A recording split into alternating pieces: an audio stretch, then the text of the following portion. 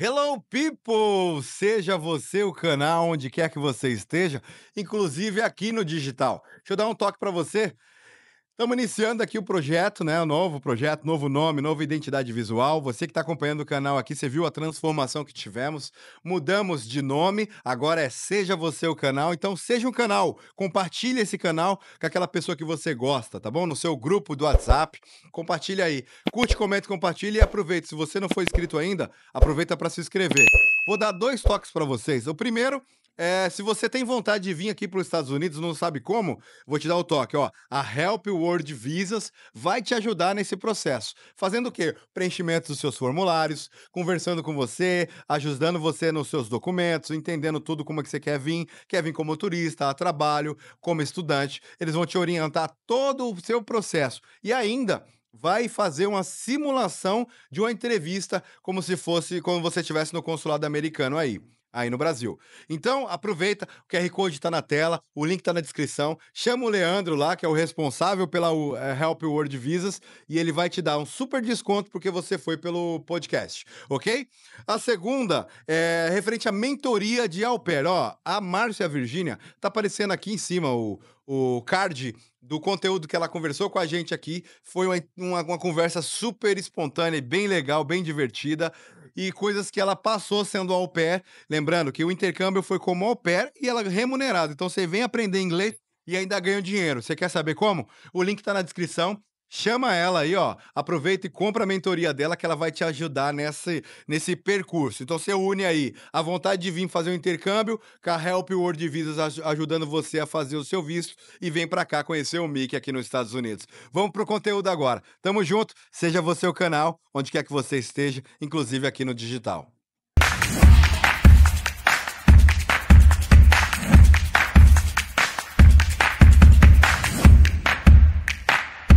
Aqui com o pastor Caio Rios. Pastor, bem-vindo.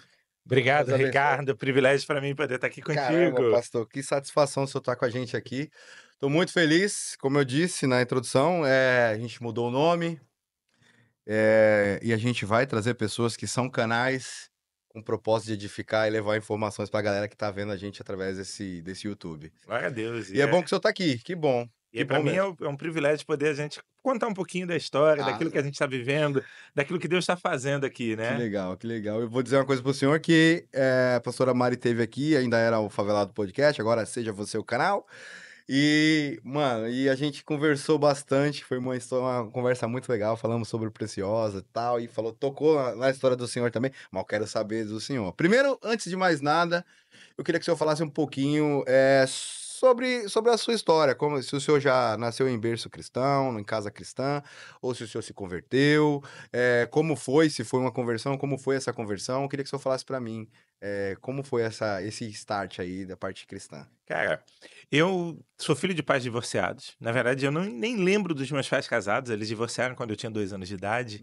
E minha mãe casou novamente, casou com um homem, meu padrasto, um cara extremamente gente boa, mas afastado do evangelho. Certo. Mas toda a família dele é cristã. Na família dele, ele deve ter uns 20 pastores. Uau. E o pai dele, quando eu ainda era pequeno, eu devia ter 10, 11 anos, começou a levar a mim e o meu irmão, que é filho dele, né, neto do pai dele, começou a nos levar para a igreja. A Igreja Batista tem uma instituição chamada Embaixadores do Rei, eu não sei se você já ouviu Sim, falar, já ouvi falar. mas os Embaixadores do Rei, ele é um trabalho para meninos de 8 a 16 anos, Legal. né? E eles têm um lema que eu acho, hoje, o lema atual deles eu acho fenomenal, que é o seguinte: cuidando de meninos, lapidando meninos para não ter que remendar homens, né? Uau. E então a gente começou a trabalhar e ir ali, muitas vezes por conta das brincadeiras, muitas vezes por conta dos passeios, mas ali a semente do evangelho começou a ser lançada. Uhum. E ali eu comecei a ter um encontro com Jesus e eu me recordo que...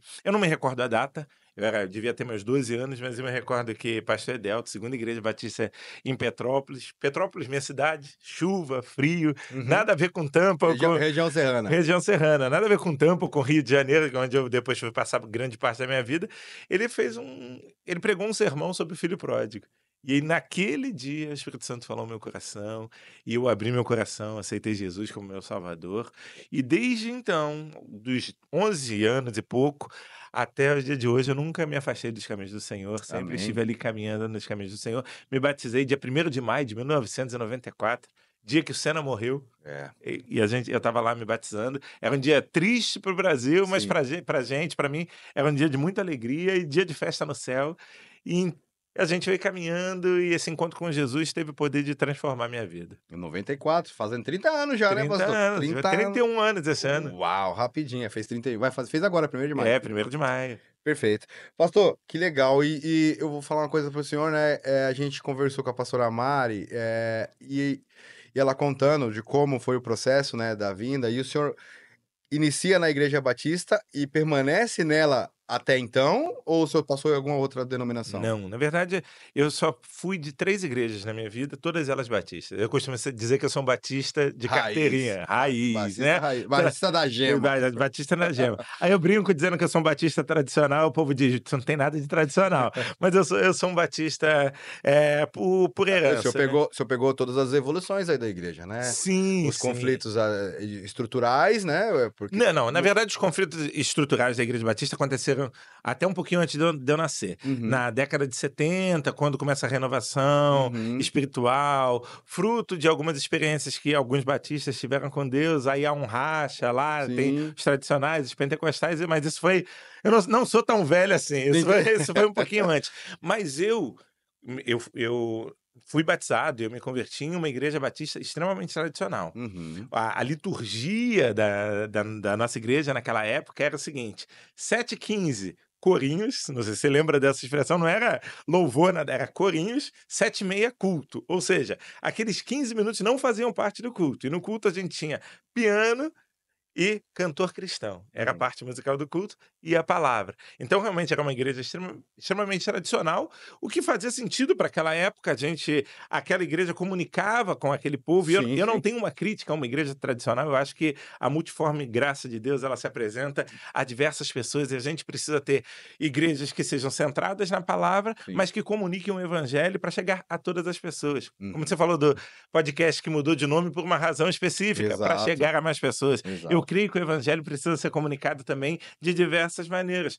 Só que chegou eu jovem, 12 anos, a molecada quer brincar, quer ter jovem. Sim. E aí nós tínhamos 2 grandes igrejas batistas na cidade, a primeira e a segunda, eu era da segunda, e a juventude da igreja naquela época migrou para a primeira igreja, porque a primeira igreja tinha louvor, tinha bateria, e Uhum.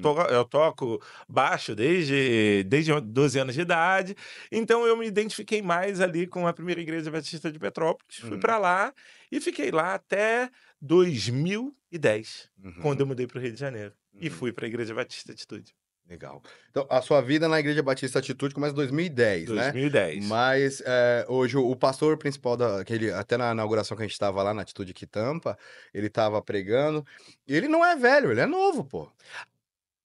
Vai lá. Não, vai lá, segue, segue. Ele é novo e ele tem a estrutura litúrgica muda. E aí, o Sim, senhor sente essa diferença em 2010? sim. Como foi essa adaptação? Não, na Porque verdade vim de uma batista tradicional, por mais que o senhor foi pra primeira e depois tinha bateria, o louvor já era diferente, não era igual só o corinho, já tinha, músicas, diferenciadas e tal, mas aí o senhor vem pra uma outra que tá sendo, não digo renovada, mas, por uma liderança um pouco mais jovem. Na verdade, acho que o grande ponto da nossa mudança, e que foi aquilo que nos fez ficar na Igreja Batista Atitude, qual é a grande história, né? Eu sou advogado, eu Uhum, tinha meu escritório, eu morava, não sei se vocês conhecem Petrópolis, eu morava do lado da catedral onde estão enterrados os restos mortais de Dom Pedro I, Princesa Isabel, era do lado da minha casa, um bairro, a região central da cidade, lugar maravilhoso.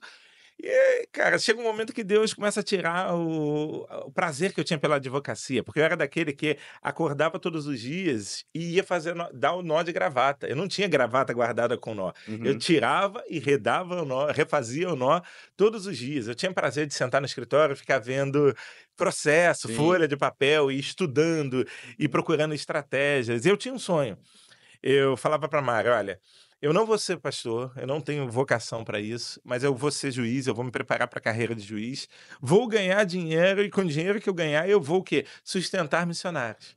Eu vou investir na vida de pessoas que estão dando a vida para que o evangelho possa Sim, chegar a outras pessoas. proclamado. Mas aí, certo dia, a gente é enviado para uma conferência lá em São José dos Campos, igreja da cidade, né, Uhum. pastor Carlito, e eu já estava vivendo um conflito dentro de mim, porque assim, eu era muito envolvido com liderança, eu já era líder da juventude. A Igreja Batista ela se organiza em associações, em convenções, então eu era líder da associação que levava em conta 17 cidades no entorno de Petrópolis, Sim, sim. e eu era o líder dos jovens daquelas 17 cidades. Então eu Uhum. viajava as cidades, ia lá, pregava, e essa coisa de cuidar de pessoas já estava ardendo no meu coração. Uhum. Só que eu tinha um negócio, eu falava: "Não, eu tenho uma família, eu já sou casado, eu tenho um compromisso, eu preciso garantir um sustento A para segurança, minha né? casa, a segurança para minha família". E aí eu me lembro que a gente vai à conferência Inspire, e quando eu tô lá, no meio da conferência, a gente descobre que vai ter um alto de Páscoa, não era nem Páscoa, eu sei lá por que que eles fizeram a apresentação do alto de Páscoa, uma apresentação extra. E quando vem o personagem Jesus, carregando não, vindo com os seus discípulos, o ator para do meu lado. E ele começa, na fala dele, ele diz: "Não se preocupe, porque eu cuido de todas as coisas, eu te dou o sustento". E aquilo veio como uma flecha no meu coração. Uau! E eu falei, e eu comecei a chorar, ele não falou Ninguém entendia comigo, ninguém nada. entendia nada, ele estava ali no desenvolver do alto de Páscoa, Sim. mas Deus falou comigo de uma maneira tão profunda que eu falei: "Já entendi, Deus, já entendi". A gente volta para Petrópolis, a gente conversa com o nosso pastor, eu largo a minha sociedade no escritório, eu largo o meu apartamento, vou trabalhar de empregado em um escritório, eu era sócio em um escritório, eu vou Sim. trabalhar de empregado ganhando 3 vezes menos para poder ir ao seminário, e aí sim eu chego na Igreja Batista Atitude. E por que Igreja Batista Atitude? Respondendo a sua pergunta. Pergunta E boa. eu vou te dizer uma coisa, Resposta boa, quer dizer. quando nós fomos para o Rio de Janeiro, a Igreja Atitude, que na época se chamava Igreja Batista Central da Barra, Uhum. foi a única igreja que a gente visitou. Porque normalmente quando a gente muda de cidade, Você não, vai eu vou procurar, ali, eu vai vou aqui, experimentando, né? vai experimentando. A gente foi lá porque nós tínhamos alguns conhecidos naquela igreja, e quando a gente chega naquele lugar, a gente é tão bem acolhido, é tão bem abraçado, que a gente diz: a gente não precisa de outro lugar. Uhum. Aqui que é o lugar que a gente quer estar. E lá eu descubro uma coisa, que é uma ferramenta, eu digo isso. A gente não pode confundir no mundo espiritual o que é espiritual e o que é ferramental. A gente encontra a questão da visão celular. E para mim, a visão celular ela é uma ferramenta de cuidado, uma ferramenta de evangelismo, uma Uhum. ferramenta que garante um melhor pastoreio para uma igreja grande. A verdade é que um pastor, a nossa igreja hoje está crescendo, a gente tem reunido lá 120 pessoas em menos de um ano. Vai chegar daqui a pouco tempo, eu já não vou conhecer todo mundo. Sim, E a sim. célula é um lugar onde a gente consegue ter esse pastoreio mais eficaz. E eu descubro isso lá. Isso me apaixona de uma maneira que eu digo: eu encontrei aqui algo que faz sentido se eu quero trilhar o caminho do ministério pastoral. E eu decido ficar ali. Que legal. A pastora Mara a pastora Mari, ó, toda vez a minha mulher daqui a pouco manda mensagem aqui, que eu chamava a pastora Mari de pastora Mara, me perdoa, pastora Mari. Eh, pastor, ela fala que, o senhor tem uma veia justamente para implantação de igrejas e Deus te usa de uma maneira exponencial. Eu venho acompanho o seu Instagram, acompanho suas idas e vindas para outras igrejas batistas, Atitude aqui nos Estados Unidos, e eu vi que o senhor foi para o Texas fazer a implantação de uma igreja.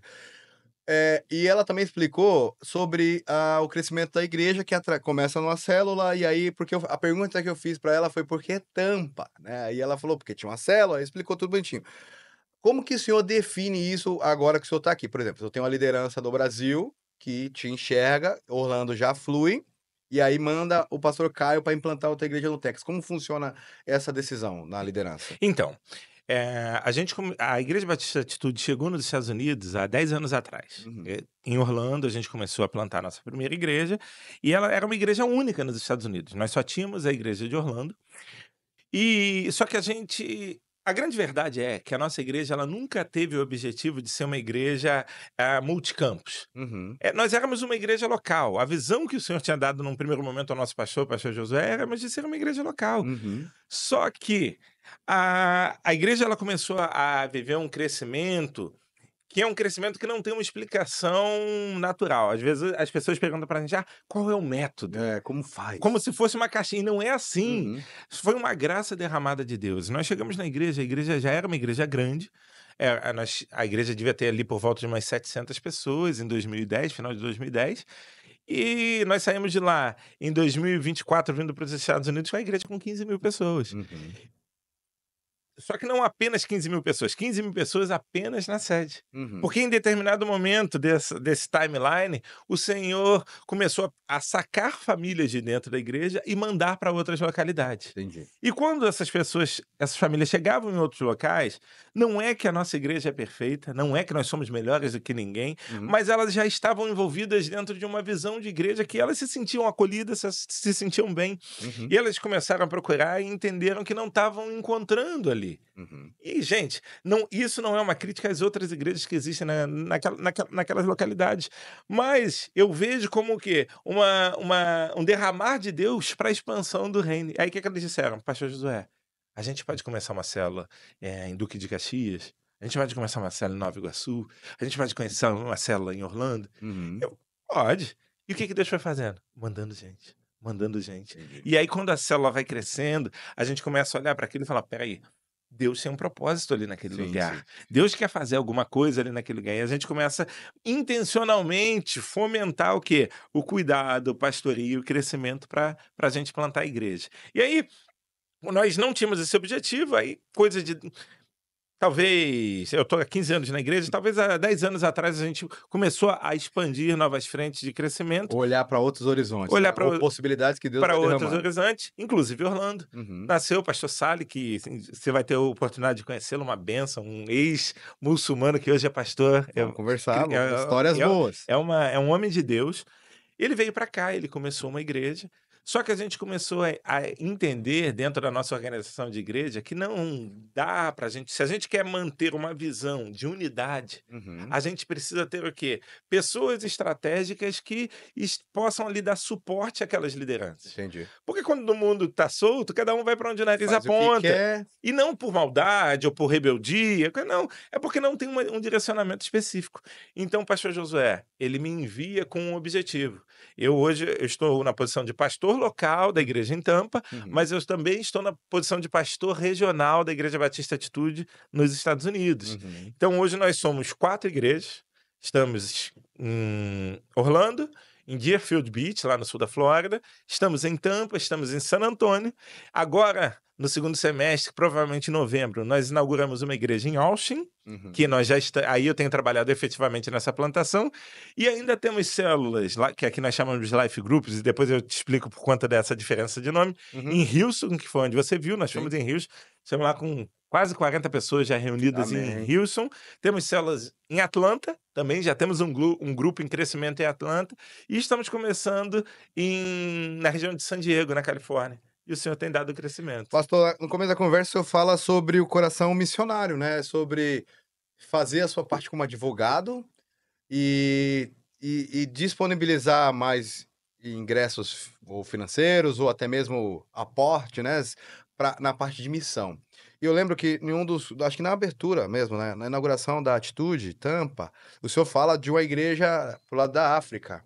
Como é que tá isso? Como é que é o seu coração, parte missionária? É, E a gente estava falando sobre Paulo antes de começar, né, e é pra verdade. mim, na minha concepção, Paulo é o maior missionário da Sim, a história. igreja chegou até nós por conta de Paulo, senão Amém ela por ficava isso. em Jerusalém. Exatamente. Agora, e como é que a Atitude vê isso? Me explica aí melhor. Olha, a gente hoje tem um trabalho extremamente lindo na África. Eu não sei, eu postei no meu Instagram essa semana, nós batizamos 212 pessoas na África. Nós temos 4 igrejas missionárias na África. E por que elas são igrejas missionárias?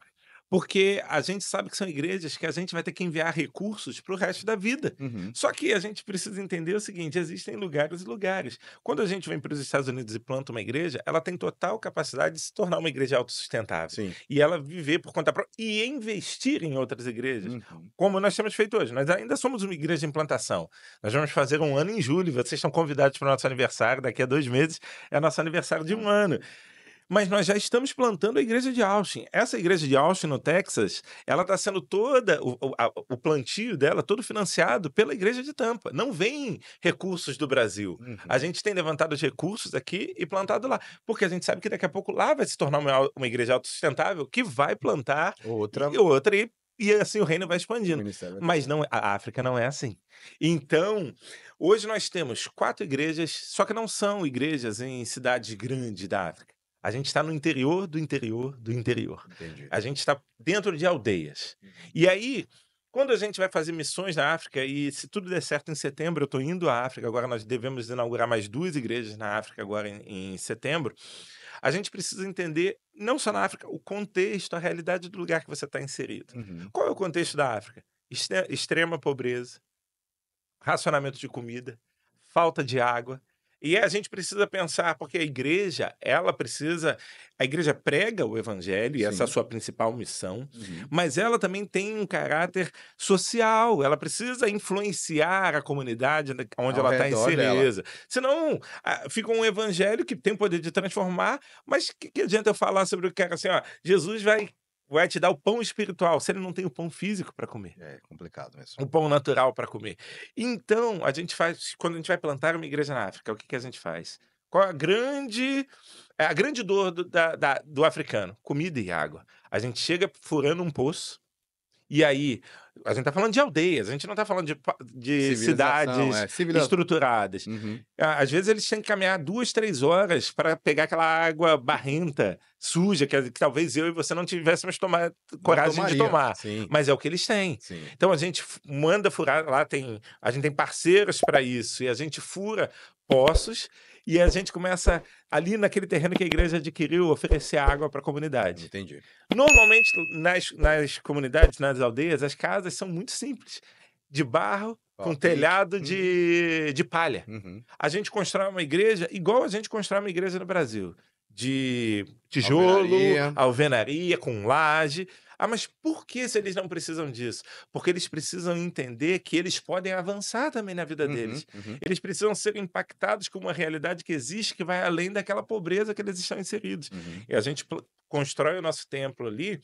E o que a gente faz? Durante a semana, todos os templos das nossas igrejas na África, eles são creches. Uhum. Então, a gente recebe, não dá para receber todas as crianças da comunidade, Imagino. mas a gente recebe lá, cada uma de acordo com a sua capacidade, um grupo de crianças. Tem igrejas com 100, outras com 80, outras com 50. E as crianças vão para lá para aprender a ler, para aprender sobre a palavra de Deus. E a gente consegue garantir o que para eles? A outra dor, que é o que? A falta de comida. A gente serve ali 4 refeições diárias para aquelas crianças que estão inseridas dentro de um lugar onde eles, às vezes, comem uma vez por dia. Às vezes eles comem uma vez a cada 3 dias. Então, na igreja, eles têm esse suporte. Mas, além da questão social, o evangelho é Tá pregado. levado, sendo E a levado. gente vai... Quando a gente cuida de um filho, os pais vêm. Uhum. E a gente começa a atrair as famílias, impactá-las com o amor do evangelho. Pastor, o podcast vai ter. A gente sempre tem uns haterzinhos, né, por aí, que é normal. Mas aí vão falar assim, pô, mas vocês vão na África é fácil ser missionário, né? E no Brasil, vocês fazem alguma coisa, a igreja faz alguma coisa no Brasil, porque as pessoas não seguem a rede, não acompanham, não sabem, né? E aí eu queria que o senhor falasse um pouquinho de projetos, por exemplo, no Rio de Janeiro, que a gente sabe que não é fácil a vida lá, né? Aliás, a vida no Brasil não está fácil. E eu tenho um olhar que se o governo não tivesse as igrejas na ponta, eu acho que o Brasil estaria em uma condição muito pior, porque as igrejas é um braço, às vezes até invisível, que o governo nem acessa, né? E acessa lugares que o governo também não vai. E no Brasil, como é que tá aí a atitude fazendo? A gente precisa entender logo de cara que não, a igreja é o maior braço social da sociedade. Uhum. A igreja faz coisas que o governo não consegue fazer, que a Acessa medicina... lugares onde não... Então a igreja cristã, ela é o maior braço social da sociedade. E lá no Brasil não deixa de ser igual. Nós temos lá alguns projetos. Uhum. Tanto projetos missionários, que a gente estava falando de projetos missionários, como projetos sociais. Uhum. Então, deixa eu começar com os projetos missionários. Perfeito. Nós temos hoje 4 igrejas e expandindo nos ribeirinhos do Amazonas. E nós acabamos de adquirir um barco missionário. Por quê? Essa igreja você não acessa ela de carro. Só de barco. Só de barco. Só que esse barco missionário não é para o pastor ficar passeando de barco no Rio Amazonas. Não. Quando um barco sai, ele sai com um médico, ele sai com um dentista, ele sai com um psicólogo, ele sai com um enfermeiro e ele sai com missionários. E sai com comida. Com tudo isso. Então a gente está ali no ribeirinho do Amazonas. Nós temos no Nordeste brasileiro, e em especial no Piauí, onde o Senhor direcionou para a gente. Então nós temos 9 igrejas hoje no sertão do Piauí. Que nós, ao plantarmos essas igrejas, nós pensamos assim, serão igrejas missionárias. Porque tem igreja em cidade de 2.000 pessoas. Extremamente pobre, onde não tem emprego e todo mundo vive de Bolsa Família. Só que o Senhor era tão bom que essas igrejas começaram a crescer de uma maneira que hoje elas já estão abrindo mão da ajuda que elas recebem da gente lá da sede. Que legal. Então a gente está... Eu costumo dizer, o evangelho ele é para todos. Então a gente está da Barra da Tijuca, que é um bairro nobre, rico no Rio de Janeiro, no ribeirinho do Amazonas. A gente está de Alphaville, em São Paulo, lá no sertão do Piauí, porque o evangelho precisa ser pregado para todos. O evangelho precisa ser oferecido para todos. Agora, no braço social, a gente tem um instituto social. E esse instituto social, durante a pandemia, a gente entregou... Foram 25 toneladas de alimentos para famílias que estavam no isolamento, todo aquele caos que a gente sabe. E não vou entrar na seara política do que é certo, que não era errado, mas a gente sabe que teve um grande desdobramento e um grande transtorno. O nosso Instituto Social, a nossa igreja, ela está em um terreno e havia aqui do lado, em frente a um condomínio de luxo, lá, um condomínio nobre lá na Barra da Tijuca, um prédio escolar abandonado que pertencia ao município do Rio de Janeiro. Esse prédio estava virando lugar de consumo de drogas, de usuários de crack, em um bairro nobre, de prostituição. Nós fomos ao governo municipal e fizemos uma proposta. Nos permita, ceda para nós o que? A administração desse prédio, a gente vai fazer dali uma creche. Mas no bairro nobre tem gente que precisa? Tem. Por quê? Todo bairro nobre, não sei, eu não conheço muito a geografia de São Paulo, mas no Rio eu creio que seja igual. Morumbi, Heliópolis está ali, cravado perto do Morumbi. Não, lá é Paraisópolis. Paraisópolis, é verdade. O Heliópolis está mais no Ipiranga ali. Perto do museu, que o senhor até falou que o resto mostral de Dom Pedro tá indo em Petrópolis e a gente desce lá no Museu do Ipiranga, na parte de baixo, onde fica... Falavam que ficava os restos mortais, mas não tá lá. Não tá lá, tá lá em Petrópolis, tá lá em Petrópolis. Fomos enganados, eu fui enganado durante 40 anos enganado. Tá vendo? Então nós temos a Barra da Tijuca e nós temos comunidades que orbitam porque ao redor. Ao redor. Sim. E comunidades carentes. E a nossa igreja sempre esteve inserida dentro dessas comunidades. Na verdade, muita gente não sabe. Vem uma igreja, uma mega church de 15.000 pessoas. Tem telão de LED, tem um prédio grande. Mas quem conhece a história da nossa igreja, a nossa igreja começou numa escola municipal, onde 80% da membresia, que era composta de 20 e poucas pessoas, era de uma comunidade lá chamada Tijuquinha. Eu nem era dessa época, mas por que eu sei dessa história? Porque nós somos uma igreja que valoriza a nossa história.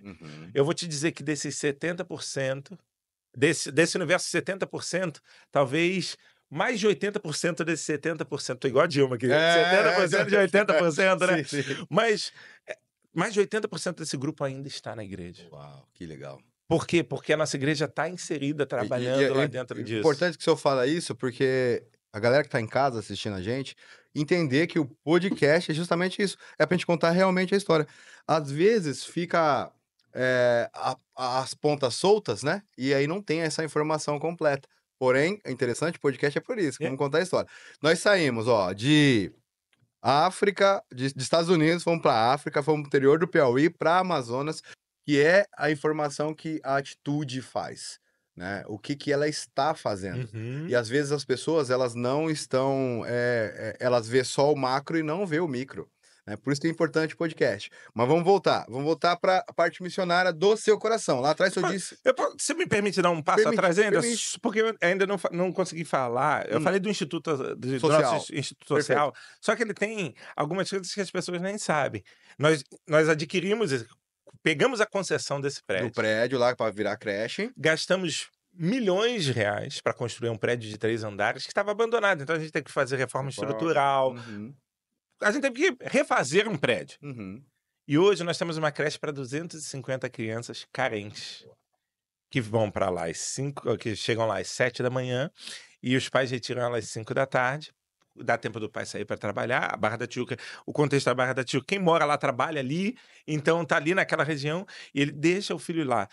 É só educação, é só o social? Não, porque a gente trabalha com a educação por princípios. Uhum. E a gente está pregando o evangelho para todo mundo que deixa seu filho lá sabe, aqui é uma escola confessional.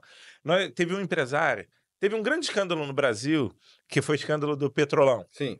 E isso quebrou uma cidade lá do Rio de Janeiro chamada Itaboraí. Uhum. Então lá estava sendo construída uma refinaria e tal, parou no meio, e nós tínhamos um empresário, um homem de Deus, que ele estava construindo um hotel. Quando quebrou tudo, ele ficou com... A cidade se tornou uma cidade de fantasma. Sim. E ele falou que Deus tocou no coração dele e falou: eu quero fazer disso aqui algo que mude a história de alguém. Ele chegou, entregou as chaves e a escritura e doou para a nossa igreja com a seguinte condição: eu quero que façam dali um centro de recuperação. Uhum. Hoje nós temos lá 121 homens que são tratados. Não é um centro de recuperação, né? Porque tem uma diferença técnica entre centro de recuperação e casa terapêutica. É uma casa terapêutica, mas que hoje recebe em média 121 homens que passam lá por alguns ciclos para se libertar do vício das drogas. Uau. E a gente está fazendo esse trabalho, além do trabalho social que é inerente a qualquer igreja, distribuição de alimentos. A gente tem o Centro Integrado da Família. Então a gente tem tratamento psicológico, atendimento jurídico, atendimento psiquiátrico, tudo gratuitamente para a comunidade. Ou, às vezes, a gente pega uma taxinha para a gente ter eu tenho um curso de inglês, o cara vem um dia e falta 5, então a gente pede: cara, dá R$ 20, R$ 50 aí, Pra ter o só para ter o comprometimento. comprometimento, Entendi, entendeu? Mas entendi. Cara, que legal, cara, muito bom. Bom do podcast é isso, né, que a gente pode falar um pouquinho de cada coisa. A gente foi como eu disse no começo aqui, a gente foi de Alphaville para o Piauí, né, para Ribeirinhos da Amazônia.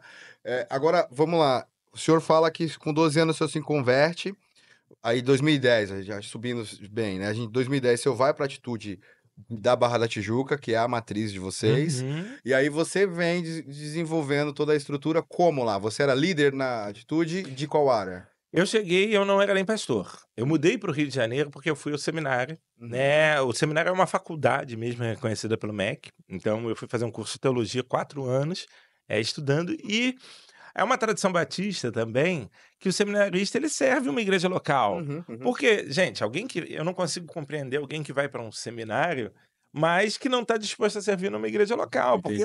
lá eu não vou para o seminário para aprender teologia, eu vou para o seminário para aprender ou para lapidar uma vocação que eu já tenho. Sim, O seminário não faz de mim um pastor, o chamado vem primeiro, sim. né? Lá eu lapido, lá eu adquiro conhecimento. Então, eu comecei na Igreja Atitude lá como líderes de jovens, havia um pastor de jovens, e eu liderava junto com ele, abaixo dele, o Ministério de Jovens, fiz isso durante acho que 2 ou 3 anos, e eu costumo dizer que eu brinco muito com o pastor José, dizendo: "Pastor, tem algumas, impressões digitais minhas na história da Igreja Atitude", Que bom. porque a gente fez o primeiro congresso de jovens da Igreja Atitude, a gente idealizou, inclusive uma das famílias, depois a gente vai falar sobre isso, mas algumas famílias vieram para cá, para Tampa comigo.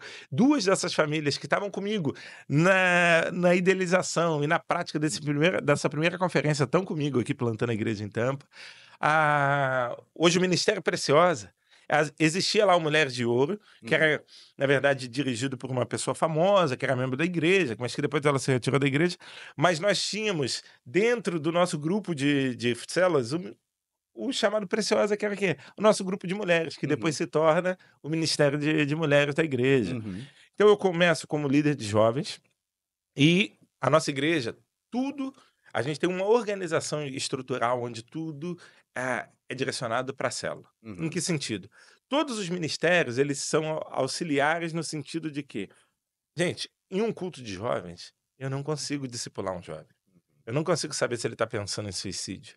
Eu não consigo saber se ele está tendo lutas na questão sexual dele. Uhum. Por quê? Porque ali ele está na multidão.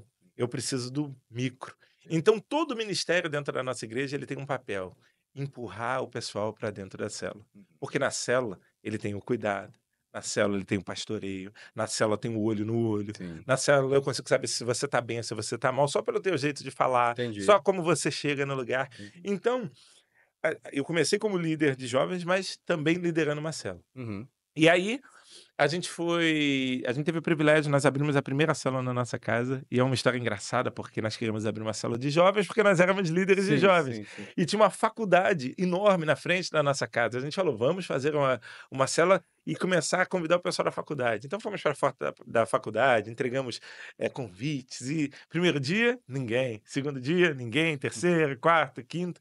No sexto dia, na hora da célula, toca a campainha.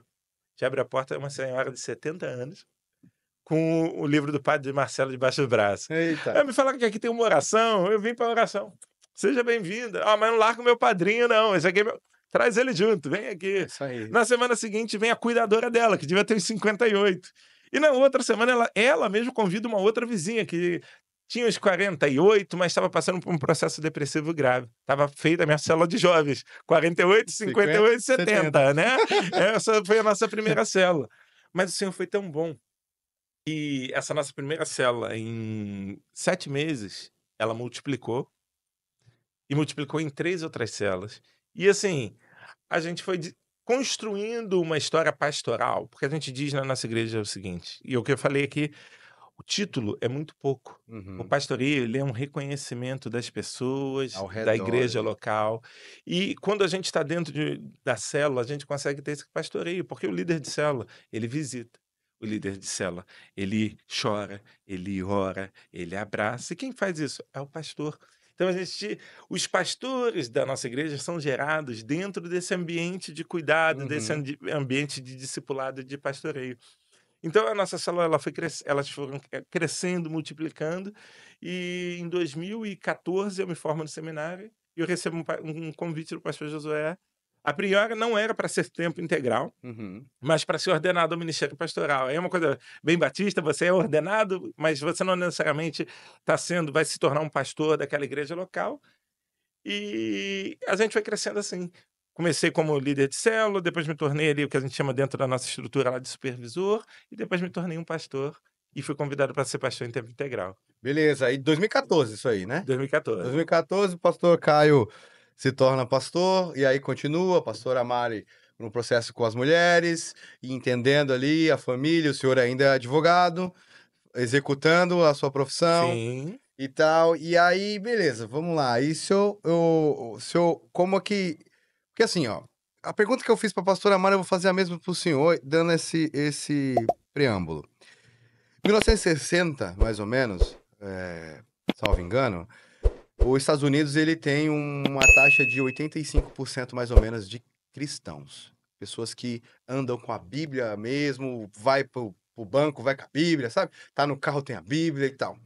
E a gente vem subindo e a gente entende, olhando agora para o último censo feito aí em 2020, 2019, que os Estados Unidos está com 55% somente de cristão. Alguns que nem crê em Jesus, somente Uhum. olha para Deus. Sim, não professa Cristo.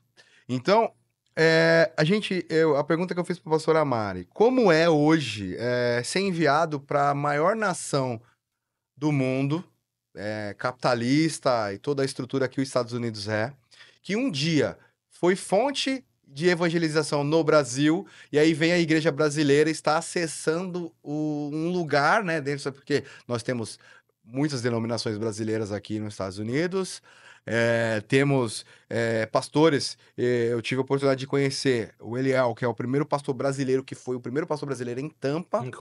Eu conheço de ouvir falar, né? Não tive a oportunidade de estar com ele, mas Eu tive a oportunidade, estou tentando trazer ele aqui para a gente falar, porque é história, né? E essa pergunta que eu falo para o senhor, como é hoje estar liderando uma igreja, aceitar o ID do pastor Josué, seu líder no Brasil, com tudo montado, se eu tinha uma estrutura certa no Brasil, se eu tinha tudo.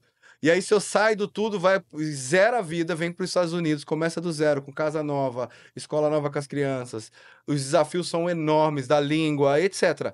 Como é que o senhor vê isso com os Estados Unidos sendo a maior nação, que já foi a maior nação cristã, hoje o Brasil vindo servir nesta parte nos Estados Unidos? Como é que o senhor sente isso? cara, quando a gente olha para a história da humanidade, a gente percebe que existem ciclos.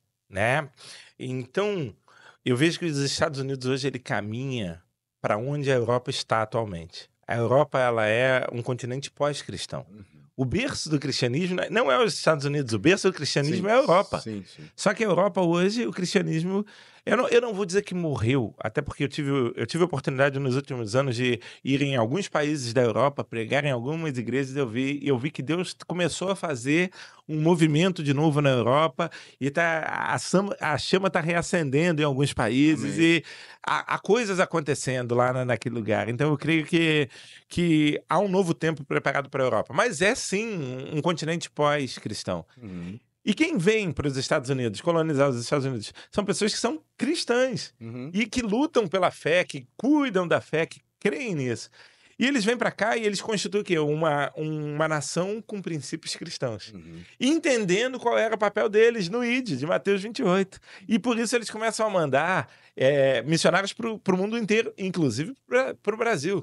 Uhum. A Igreja Batista chega ao Brasil por meio de missionários americanos. Uhum. A Igreja Batista é plantada, o seminário que eu estudei, na entrada dele lá no portal, está lá, desde 1800 e não sei o quê, lapidando vocações. Só que 1800 e não sei o quê foram os americanos que chegaram lá e construíram aquele prédio e ensinaram e deram aulas. Então a gente tem uma herança e uma dívida. Eu entendo que a gente tem uma dívida com os Estados Unidos. E como a gente paga essa dívida?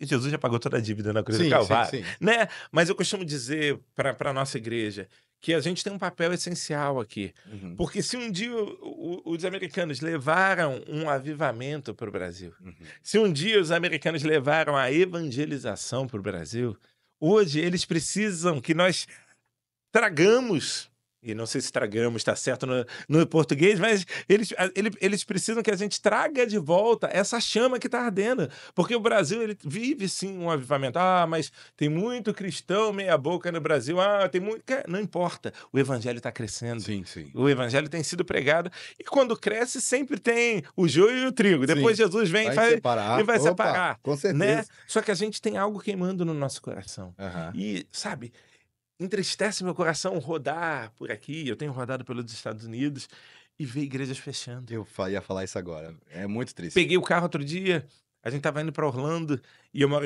em Wesley Chapel, que é aqui a região norte da cidade, e tem um caminho por cima, lá para os Zephyr Hills. Uhum. Tava lá uma igreja à venda. Uma igreja fechada.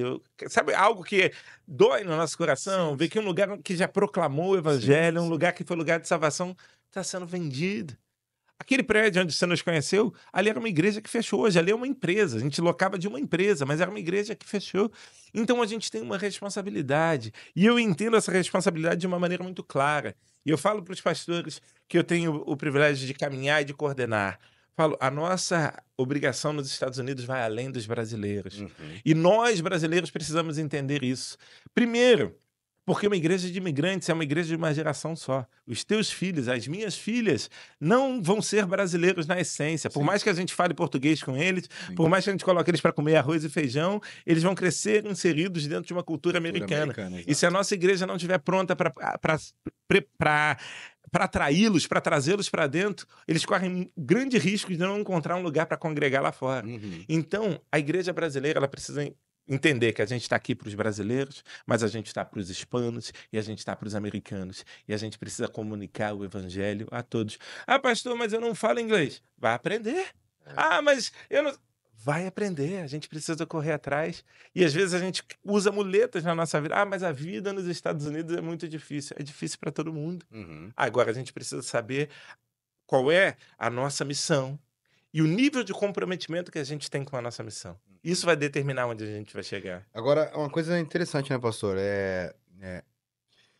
Liderança, ela é necessária, né? E eu percebi lá, acompanhando o Instagram da Atitude e tal, que vocês focam bastante a parte de educação, né? Uhum. Eu vi que vocês lançaram um curso para membresia, né? O senhor falou um pouco aí, o senhor chegou em 2010, mas o senhor conhece a história da igreja, como é importante fazer parte, né? Eu queria que o senhor falasse como é que o senhor pensa isso. Isso vem da sede ou o senhor tem competência para distinguir e fazer de uma maneira diferente? Então, a nossa igreja, ela é uma igreja que tem uma visão muito consolidada, mas é muito bonito porque a sede ela dá pra gente uma autonomia muito boa. Entendi. Então, não tem uma caixinha.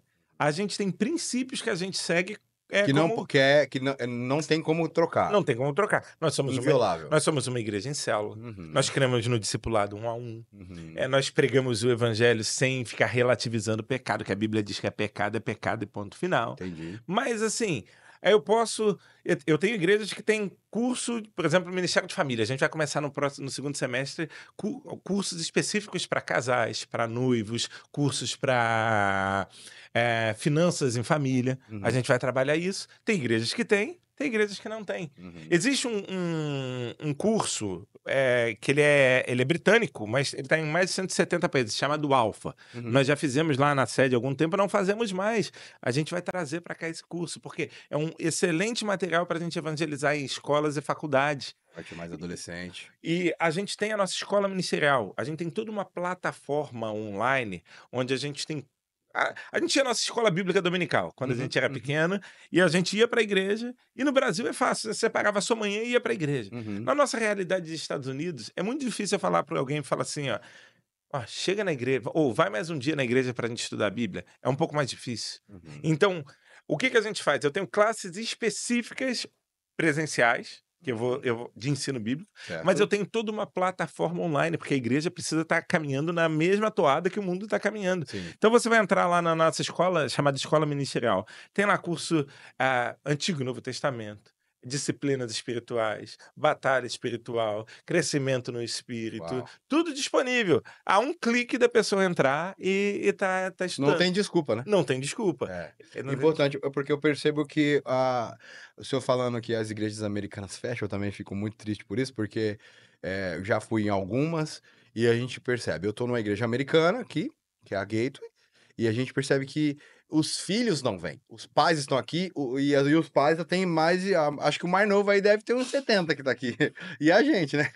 Tô brincando, mas a gente percebe que o público envelheceu, né? E o americano em si, eu não sei se eu teve essa percepção, porque eu tá em lugares que eu nem fui, que o Texas é um pouco mais diferente, completamente diferente, americanizado. Sim. Então, mas os pais mandam os filhos pra faculdade, de lá os filhos se perdem, né? Não vão mais pra igreja, que é o que eu falei, e eles continuam na igreja local. Mas morrem e aí acabou, não tem a Exatamente. continuidade, né? Então, como que a atitude hoje brasileira tá fazendo para poder fazer essa inserção? O que o senhor tá projetando aí pro. Porque um ano é fácil falar do que já aconteceu, né? Do Aham. futuro, a gente tem que fazer um planejamento. Como é que o senhor está se planejando para o próximo ano, criando atitude em desenvolvimento, crescimento, alcance? O senhor falou em hispano, em americano, como é que a igreja está pensando isso? Então, a gente tem planejamentos de curto, médio e longo prazo, né? E é natural, a gente nasce e se estabelece como uma igreja brasileira, porque é a nossa raiz. Raiz, exato. A gente veio da igreja brasileira, a gente vive isso. E a igreja em plantação, no início, tem uma coisa que eu tenho muitos amigos pastores no Brasil que estão plantando igreja, eu discipulo pastores que estão plantando igreja no Brasil, só que aqui a gente lida com uma realidade muito diferente do É Brasil. atípica mesmo. As dores são potencializadas, as Uhum. lutas são potencializadas. Então, eu eu o nosso planejamento de igreja nos nossos primeiros ciclos, é o quê? A gente cuidar e pastorear essas pessoas que estão caminhando com a gente. Por quê? Qual é a realidade da nossa igreja hoje? Eu tenho uma igreja formada de recém-chegados. Uhum. Vocês já estão há alguns anos aqui. Uhum. Então vocês já choraram, vocês já falaram: "Vou voltar para o Brasil, não vou Sim. voltar para o Brasil, eu não aguento mais os Estados Unidos, não, eu amo esse lugar". Vocês sabem o que é isso. Sim. Só que maior parte da minha membresia está começando a viver isso agora. Uhum. E se a gente não tiver um cuidado pastoral, a probabilidade de muitos se perderem, porque a gente sabe que quantos imigrantes vêm para cá e vão atrás do dinheiro, e Sim. por ir atrás do dinheiro abandonam a família, abandonam o casamento. Separa, né? Exatamente. Eu li uma matéria que apontou que o índice entre os imigrantes latinos, já onde os brasileiros são inseridos, de divórcio é de 70% no primeiro ano nos Estados Unidos. Primeiro ano, 70% dos imigrantes eles se divorciam, eles se separam ou têm algum tipo de problema no casamento. Como o senhor colocou na nossa mão pessoas que são recém-chegadas, Uhum. a visão que Deus me deu nesse primeiro momento é: eu preciso ajudar essas pessoas a entender o quê? O propósito pela qual elas estão aqui. Eu mostro para eles: "Gente, vocês não vieram para cá por causa de Não dólar. é em vão, né? Vocês não vieram para cá para andar de carro maneiro. Vocês não vieram para cá para dar uma escola ou pra morar num lugar mais seguro. Isso é o quê? Benefício de um propósito maior. Uhum. Se Deus te trouxe para cá, se você já caminhava com o Senhor e Ele te direcionou a vir para esse lugar, Ele tem um propósito e você precisa entender que propósito é esse. E o propósito de Deus, eu digo muito isso, a vida cristã não é sobre ir para o céu, mas é sobre quem a gente vai estar levando com a gente para o céu. Porque a salvação já me alcançou. Amém. Beleza, mas eu posso ficar ali aí. Só esperando a Mas volta. não é isso. O ID não é só para pastor, para diácono, para líder, é para todo mundo. Então, num primeiro momento, a gente tem essa coisa do cuidar, né, de estar ali lado a lado com as nossas ovelhas, lutando com eles, chorando com eles. E a gente está vivendo isso de maneira bem intensa agora nessa estação, e ao mesmo tempo essa expansão nos núcleos brasileiros, ok? Uhum. Só que meu planejamento é de médio prazo, a gente começar a ter pelo menos o nosso culto de jovens em inglês. Uhum. Por quê? Teus filhos falam inglês. Uhum. Minhas filhas vão falar inglês. Os jovens que estão aqui há 4, 5, 6 anos, muitos deles vão ter muito mais facilidade de se expressar em inglês do que português. E então a gente quer começar a partir dos jovens e dos kids a inserir o inglês. Mas desde o nosso primeiro culto a gente tem tradução simultânea para inglês. Entendi. Não é lá no púlpito, não é do meu lado, até porque eu acho que deixa muito engessado, Uhum. mas a gente tem aqui no ponto de ouvido, sempre disponível em todos os cultos, a tradução simultânea Para para. o inglês. A gente tem muito brasileiro que é casado com americano ou vice-versa, a gente tem lá disponível. E numa terceira fase, a gente começar a ter cultos em inglês. Uhum. E não adianta. Eu não falo inglês tão bem. Eu falo inglês, mas eu falo fluentemente errado, eu costumo brincar. Eu falo fluentemente errado. Uhum. Não adianta, eu vou ter o que eles chamam de accent, né? Vou ter o. Como é que é a palavra? Sotaque. O sotaque pro resto da vida. O Uhum. americano não quer me ouvir pregar. O americano quer ouvir um americano pregar. Então, nosso projeto é começar a encontrar homens e mulheres de Deus, nativos da terra, capacitá-los dentro de uma visão que a gente crê que é a visão da nossa igreja de cuidar do pastoreio Sim. e abrir polos para que igrejas nasçam para americanos, para que igrejas nasçam para hispanos, num primeiro momento para esses dois públicos. Muito bom, pastor. Eu creio que esse é o caminho mesmo, porque a gente precisa de pessoas que pensam para o reino, não só para a bandeira da igreja, né? Uhum. Pastor, vamos lá. O senhor é enviado, o senhor as primeiras conversas com o pastor Josué, que o senhor vai vir para os Estados Unidos, né? Eu até fiz a pergunta para a pastora Mari, mas eu quero o ponto de vista do senhor, da parte do homem, né? O senhor falou que tem alguns, se eu não me engano, foram 12 famílias que vieram com vocês. Uhum. E aí tem uns que já caminhavam com vocês, por exemplo, nos jovens. Conta para mim como que foi esse processo, né? Esse acompanhamento até chegar daqui, porque a gente sabe que imigrar ele não é fácil, né? E por mais que você venha por base, sabendo que a gente sabe, né, que Deus trouxe para cá e que ele vai, mas a nossa cabeça é que é complicado, Sim. porque a saúde mental, né, o suporte, que eu lembro que a gente conversou, aí a pastora Mari falou assim, eu não consigo tal dia, porque a gente vai ficar com as filhas de um membro nosso, porque eles vão ter que trabalhar, então toda essa estrutura, né, essa dificuldade, ela é implícita, ela tá lá. Uhum. Ela tá lá. Uhum. Como que foi isso para convencer ou até mesmo acreditar que vamos mesmo e vamos tentar? Olha só. Porque a pastora Mari, só me Não, desculpa, claro. ela fala que a célula estava em Tampa, foi crescendo e aí foi enxergou, igual você ouviu em Texas agora, enxergou que era necessário pastorear. Precisa mandar um pastor. Aí o senhor é enviado para cá. Mas o senhor já vinha antes aqui. Como é que é isso? Antes de começar a igreja, o senhor já estava participando da célula. Já era um processo, porque a nossa igreja, ela tem dentro das células a gente tem uma organização Uhum. eclesiástica que a gente vai separando as células por rede. Ou seja, cada grupo de células está vinculado a um pastor. E Uhum. essa célula estava vinculada a mim, lá no Brasil, apesar dela estar aqui nos Estados Unidos. Então eu tive aqui algumas vezes para estar junto com eles, para dar esse cuidado, porque a gente cuida. É aquela velha história, Paulo semeia, Paulo rega, não, Paulo E agora eu embolei a coisa toda aqui, mas um semeia, o outro rega e o Deus outro dá o colhe. crescimento. E Deus dá o crescimento. Então a gente faz pro reino de Deus, né? A gente faz pro reino de Deus.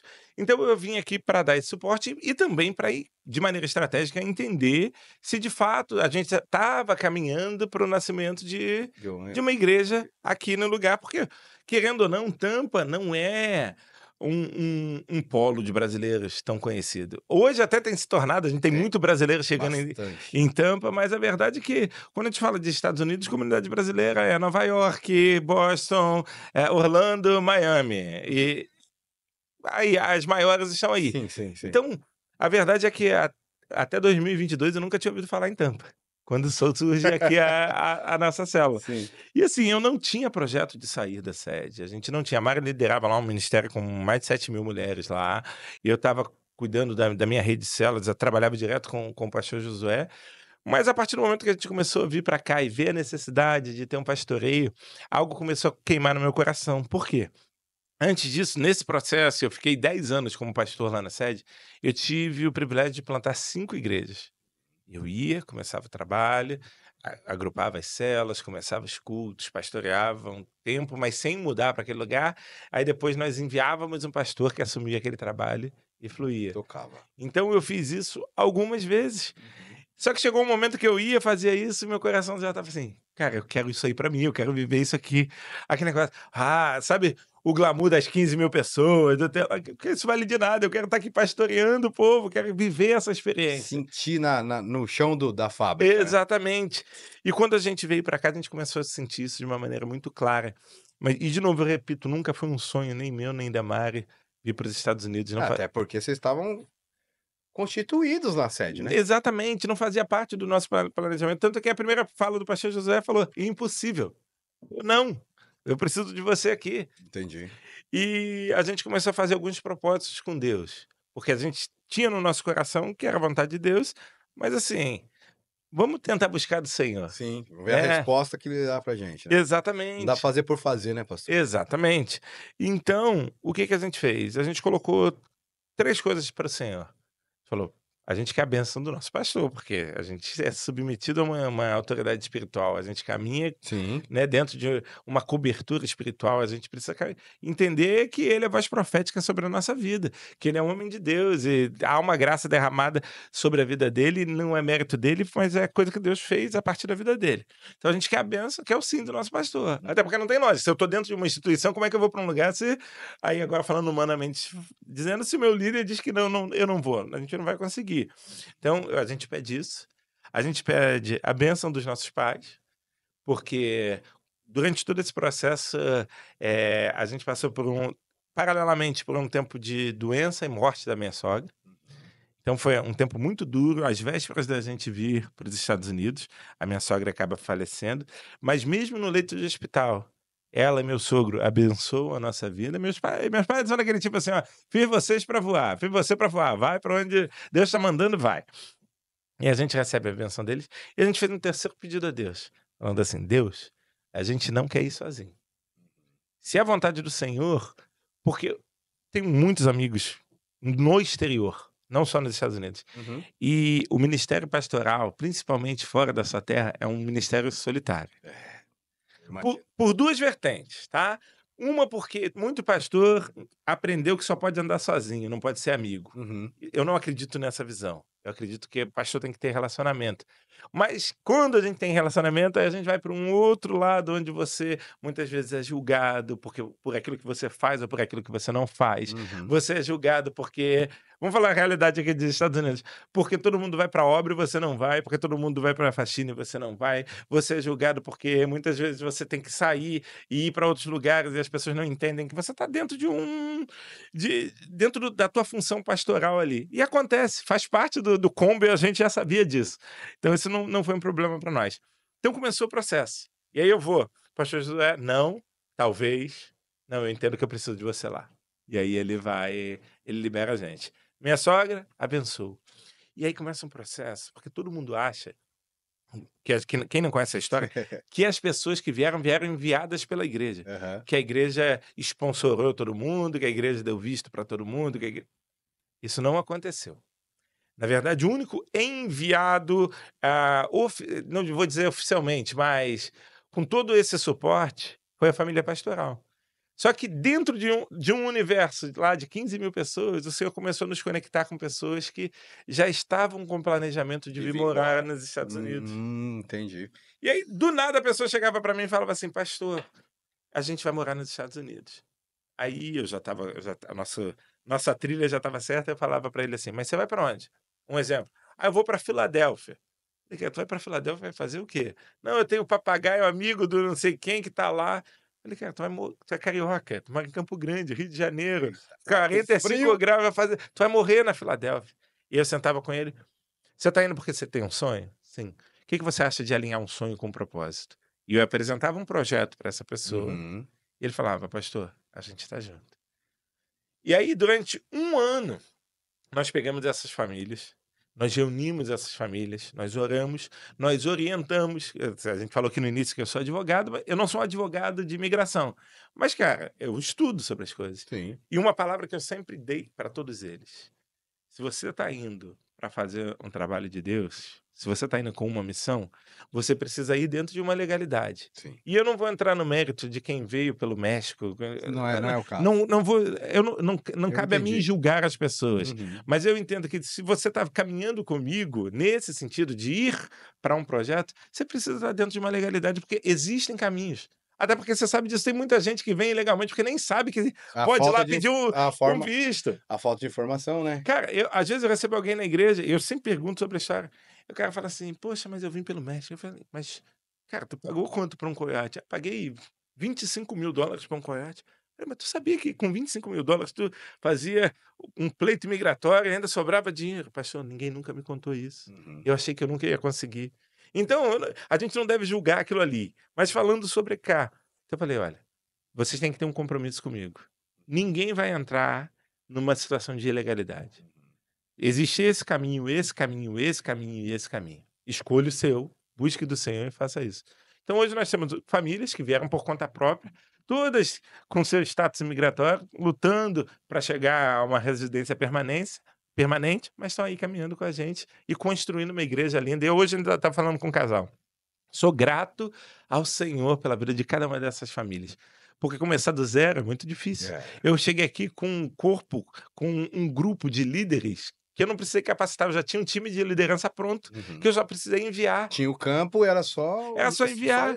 Todos eles já arregaçar eram as líderes mangas. de célula, todos eles já serviam em ministérios auxiliares, então ficou muito mais fácil o meu trabalho. Deus me abençoou e a gente Amém. teve a certeza que era para estar vindo. Amém. Tampa sendo aí fonte, né, as histórias dizem que Tampa será o próximo polo de inteligência artificial, né, Sim, tem Microsoft a vindo pra parte de cá, TI está muito, muito forte todo aqui, mundo né? vindo pra cá, né, e aqui a gente tem em West Chapel a gente tem uma base indiana muito grande, que é onde tá a inteligência da parte, de inteligência artificial aí, criativas, né.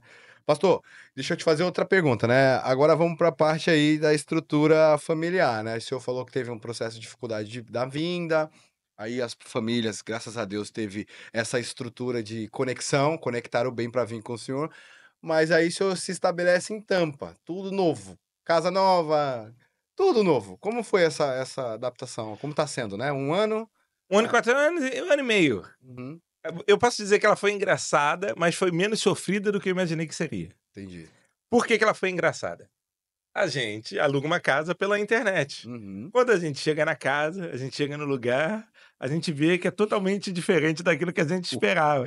E a Mari olha para casa, olha para o lugar e fala: "Eu não vou morar aqui não." Eita glória. E aí, a gente tem que rapidamente procurar um outro lugar para alugar e fazer um processo, né. Mas assim, o que eu posso ver em tudo isso é sempre portas abertas, Deus abrindo portas. Por exemplo, a gente chega aqui, a gente tinha alugado essa casa, Uhum. a gente acaba não gostando do lugar, da casa, por falta de conhecimento, né, é muito difícil você escolher de Informação, né. longe.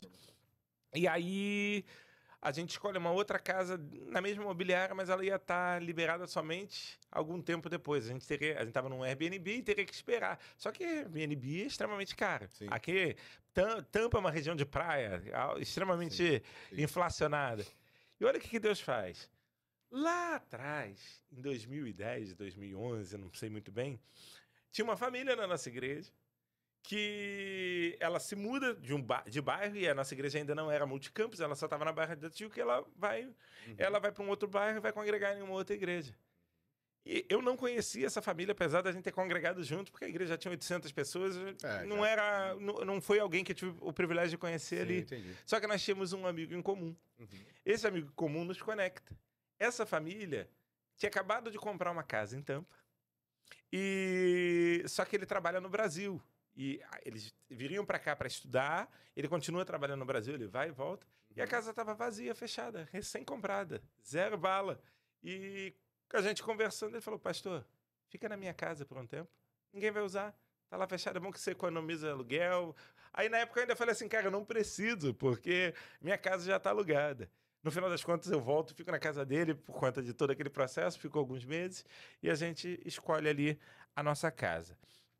Assim, eu não... Se contar, ninguém acredita, Se né? contar, ninguém acredita. Mas eu digo que talvez essa foi a parte mais emocionante dessa nossa questão migratória. Porque, cara, vir pra cá, a minha filha já estudava numa escola americana, então ela não teve a barreira da língua. Eu falava um pouco, hoje eu falo mais, eu falava um pouco de inglês, a gente vai aprimorando no dia a dia. Também não tive essa questão. Comida, a gente come comida brasileira em casa. Então, também não tive... Não foi muito sofrido para mim.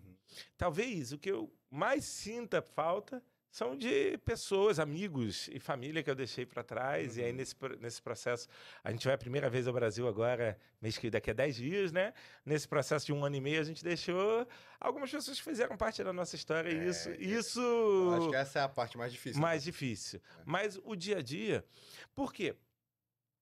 A gente também não sentiu muito qual é a realidade, por exemplo, de um imigrante recém-chegado. Cara, às vezes o cara é advogado, às vezes o cara é engenheiro, às vezes o cara é a mulher é dentista, ele é dentista e chega aqui. Onde é que começa o imigrante? É na obra, é na limpeza. E isso maltrata muito o psicológico e o emocional da pessoa. Fala, cara, eu trabalhava de terno no ar-condicionado, eu tô aqui quebrando parede. Poxa, eu era do setor de compras de não sei aonde, eu tô aqui limpando casa. Isso maltrata muito, mas eu não tive essa dor. Por quê? Porque eu continuei fazendo o mesmo trabalho que eu fazia no Brasil. Isso que eu ia te perguntar. Você continua sendo advogado lá? Só tem escritório lá? Eu ainda tenho o meu escritório. O meu escritório ele continua, eu tenho alguns advogados parceiros, mas eu tenho a minha atividade administrativa. É porque muita gente não sabe e acha que a rotina de um pastor é só a questão ali de liturgia, de visita. Do domingo. Não, eu ainda tenho a minha rotina administrativa. Então, eu tenho que analisar planilhas, eu tenho que validar, autorizar ou não compras, eu tenho que visitar lugares para aprovar obra, eu faço essa série de coisas que eram questões administrativas que eu já fazia no Brasil. Ou seja, eu só mudei de ambiente de trabalho, mas o meu trabalho continua o mesmo. E não vou te dizer uma coisa, não é fácil não. Tem dias que eu acordo 7 horas da manhã e fico trabalhando de 7 às 10 da noite. Tem uma coisa que eu odeio na minha vida, se chama Excel. Odeio Excel. Eu vi que você postou essa semana. Odeio. Mas de 15 em 15 dias, são 5 igrejas que eu preciso ficar analisando planilha, ficar fazendo prestação de contas, validando, dando ok. Então, coisas que fazem parte do meu escopo de trabalho administrativo, que muitas vezes as pessoas nem veem, nem sabem o que acontece. Tive que ir outro dia viajar, a gente tinha uma situação, uma igreja que estava passando por uma dificuldade, uma tentativa de divisão numa igreja. Fui passar aqui nos Estados Unidos, fui passar 3 dias, tendo reunião os 3 dias inteiros, conversando com as famílias, tentando apaziguar, tentando entender o que estava acontecendo. E, graças a Deus, no final deu tudo certo. A igreja está lá, abençoada. Então, o que eu já fazia lá, eu continuei fazendo aqui. A diferença, lá eu tinha a minha sala, a minha mesa, aqui eu faço no meu escritório dentro de casa. Mas eu continuo trabalhando muito. Que bom, que bom. Isso é bom, né? Isso é importante. Não, mas é importante falar. Porque no imaginário de algumas pessoas... Tem gente que acha que o pastor não trabalha. E é engraçado. Os haters, né? A gente fala aqui dos haters. Quantas vezes eu vejo na internet comentários de outros. Eu acho que o pastor tinha que trabalhar. Eu acho que o pastor não faz nada. Eu acho que o pastor... Não sei. E, cara, gente, eu vou te dizer uma coisa. Eu trabalho como advogado. Eu visito pessoas. eu cuido de parte administrativa, eu faço casamento, eu vou à célula, eu tenho célula na minha casa, eu preparo sermão, eu visito a igreja. A gente trabalha pra caramba. E tem uma diferença. Aqui nem tanto, mas se a gente olhar para a realidade do Brasil, o trabalho no Brasil é de 8 às 6, normalmente. Sim. Na média, e acabou. Uhum. O pastor trabalha da hora que ele acorda até a hora que ele vai dormir. O telefone não Porque se para. o telefone ligar 10 horas da noite, e quantas vezes eu já fiz isso, sair de casa para ir apaziguar uma briga de casal que estava uma situação delicada e a gente passa a madrugada na casa do casal. Né? Mas as pessoas, às vezes, criam um imaginário que pastor... Um estereótipo que eu devo diferente. ficar jogando videogame, FIFA, né? Jogar FIFA, eu nem sei, nem tem videogame em casa, mas devo ter que ficar jogando FIFA o dia inteiro. Vou chamar né? o senhor para jogar lá em casa. Lá. Cara, eu sou fraco, tô sou brincando, fraco. Tô brincando. Pastor, que da hora. Ó, que muito bom a história. Eu acredito que o podcast ele tem essa ideia. Tanto que a gente mudou o nome para Seja Você o Canal. E o senhor está sendo um canal de bênção para 12 famílias. Agora mais, porque já são 120, que o senhor já falou que já cresceu em um ano, já vai ter o aniversário de um ano. E eu espero muito que esse desenvolvimento venha para mais e mais e mais. Daqui a pouco a gente tem percebendo que vai ter que ir para Brandon, que é outra cidade aqui. Depois Sarasota, que é outra cidade. E ampliando isso com essa formação, essa ideia da instrução. Eu sou muito contente de ter essa bendita instrução, porque eu falo que é o que falta hoje em algumas igrejas. É só olhar para dentro e para a bandeira e esquecer do reino, né? E o podcast tem essa ideia de ser mesmo o canal, né? Uma coisa que eu ia falar para o senhor, e a gente já vai caminhando para o final, dizer que eu estou muito feliz de o senhor ter aceitado e que a gente consiga ajustar os ponteiros, a gente conseguir fazer mais vezes encontro para falar mais sobre o evangelho, tentar levar essa informação. O podcast está aberto, a gente vai ser um canal mesmo para quem está em Tampa, questão de informação, essa instrução que a gente percebe que a falta de informação faz com que as pessoas elas acabam errando na questão de ficar ou não ilegal nos Estados Unidos. Antes de mais nada, eu quero dedicar esse tempo que o senhor olhe para sua câmera, que é essa daqui, Essa ali. e que o senhor aponte e fale para as pessoas, né, ou que estão abaixo da sua liderança, ou até mesmo que não visitaram a igreja, ou eu vou deixar em relação à igreja no link da descrição do vídeo, então vai estar todo mundo encaminhado, vai te encontrar e vai encontrar também a igreja aqui em Tampa, que quiserem fazer uma visita, como é que funciona, você pode falar direto para as pessoas que vão estar assistindo, lembrando que essa mensagem também você pode deixar, porque é uma mensagem que vai ficar além do tempo.